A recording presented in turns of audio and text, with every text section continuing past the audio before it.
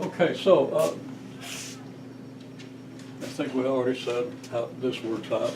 We get L over R in the order of 10 to the negative fifth seconds, okay? Just using ballpark approximations, okay? Magnetic field at the center of the loop is this, easily obtained from a little integration with the Biot-Savart law. For a radius of 1.3 centimeters, which is what we're using for the loop that both of you observed. You know, Lane observed a longer loop, but of still about the same diameter, okay? So for any of these, for a single loop, we get, first of all, 2 pi k prime over A, k prime being 10 to the negative 7th Tesla per amp meter, okay? We get this, which is about 5 times 10 to the negative 5th Tesla per amp. Now, you observe 0.5 amps, of which I'm skeptical, and now I'm even more skeptical. Okay? I was thinking it's closer to a tenth of an amp. Okay? But not sure how that, you know, that could have been an instrumentation error, could have been you read something wrong. Could have been it was trying to measure oxygen, didn't tell you. Okay? Since one of the probes was just doing that bizarre thing. Okay? Their instrumentation errors are possible. Something's wrong. Because a 0.5 amp current would then give you, well, you're going to multiply as 2 pi k prime over A times I. That would give you 0.5 of this, 2.5 times 10 to the negative Tesla for every loop, right? Okay? Now you got 100 loops in a coil, that'd give you this. Well, that's almost 10 times as much as what you observed. Okay, you observed 4 times 10 to the negative 4th Tesla, which I think is reasonable. Okay? You know, it's on the order of 10 times the magnetic field of the Earth. And you see how that one overwhelms the magnetic field of the Earth as you get close. Okay, so anyhow, we get this.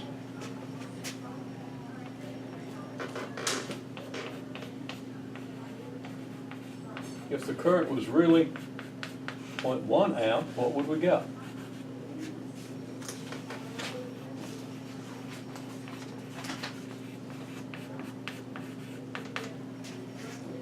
Just look at the numbers. You don't have to calculate anything.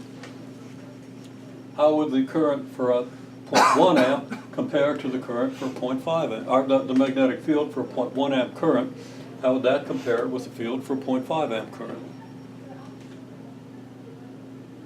Well, don't you reckon it'd be about 1/5? Yeah. This is 1/5 of this. You got to look for that. You know, what's the ratio between these things? What's that tell you? Everything's linear. And of course you got to establish that and get used to it.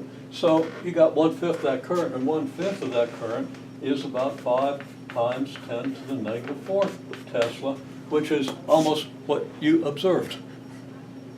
Right? So this isn't consistent. This is, so I must be right. Well, no.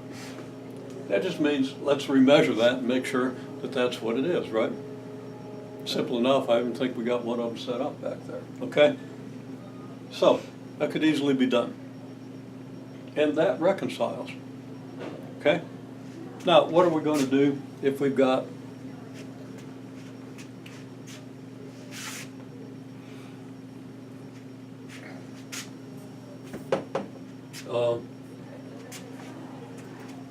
ballpark 60 coils?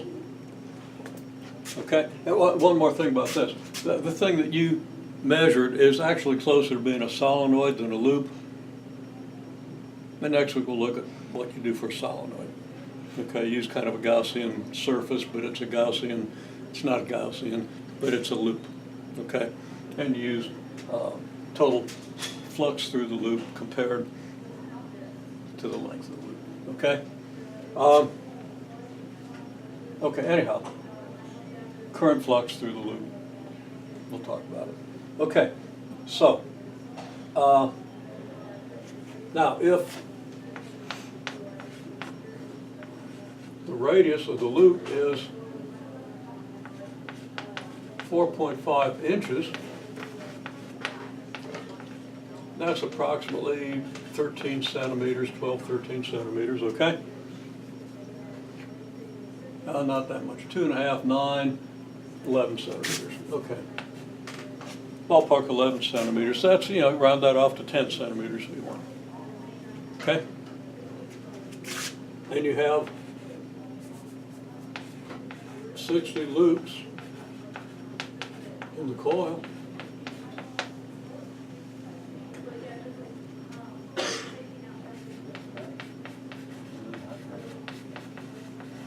What's the expected inductance? What's the time constant? Can we observe it?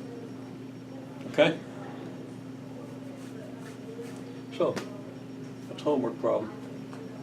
I'm going to put a couple more up there because I want you to play with the proportionalities that are involved here. Okay? I mean, you can look at it. You know, one way to do this is about 10 times this, right? Ballpark 10 times. Okay? So that's going to give you 1/10 of the magnetic field, isn't it? Okay? At the center.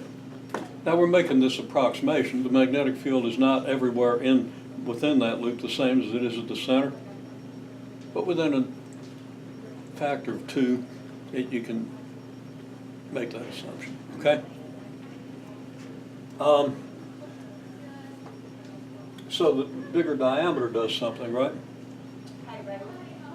Okay?